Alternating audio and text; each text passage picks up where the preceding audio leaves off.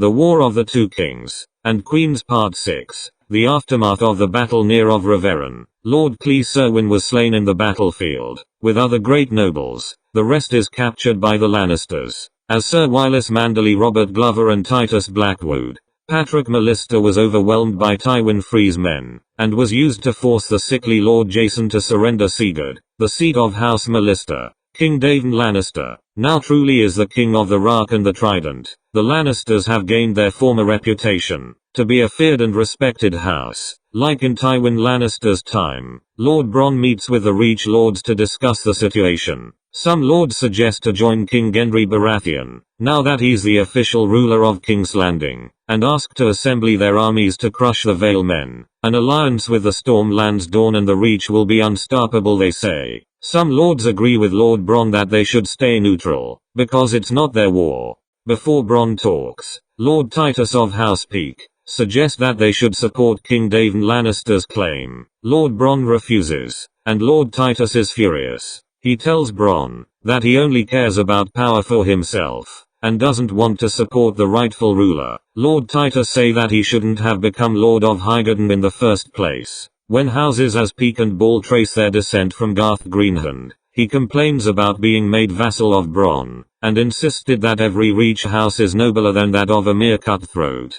The silence speak too loud, and Bronn can see that some of the lords share the same point of view. Lord Titus say that Bronn only married Tala Tali to have full control over Hornhill. He brings an exiled northerner, Arnulf Karstark, and make him Lord of Brightwater Keep, the former seat of House Floron. Bronn tells Titus that he have been very knowledgeable in his time as Lord of Highgarden. In King Bran's reign, he understand that he wants Brightwater Keep for himself, and feels that he have right to rule the castle. When Peakes have married their daughters to Florence, know what you want, Lord Titus. You want Brightwater Keep and Highgarden. You want the glorious days of House Peake back, the days when your house had 3 castles, but those times are far gone. Lord Bronn accuses Titus Peake of treason to the Lannisters, and being a puppet to his wife Lady Margot Lannister. Bronn order the arrest of Lord Titus Peake. All the Reach Lords are silent, and can see that Bronn doesn't play around. When someone question his authority, he orders them to go back home and assemble their armies, waiting for his command. At this time,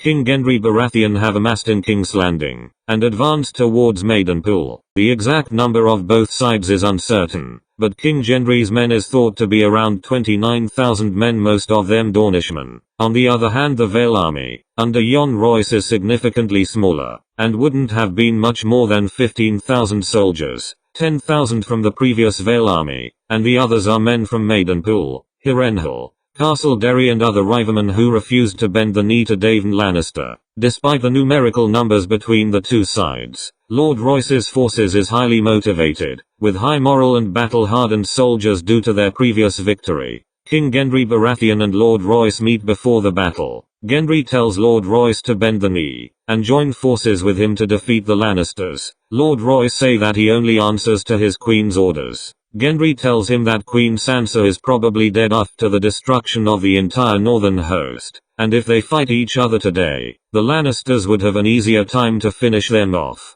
That without Lord Bronn's help, referring to how big the Reach army can be. Lord Royce tells him that this is Lord Robin Arryn's call, and even if he wanted to make peace, the North Vale and Riverlands would never accept Gendry's authority as king. Gendry tells him that he would not be making Bran's mistake again, in dividing the 7 kingdoms. You ask too much, Lord Royce. Lord Royce and King Gendry prepare for battle. The battle drums of both sides start thumping.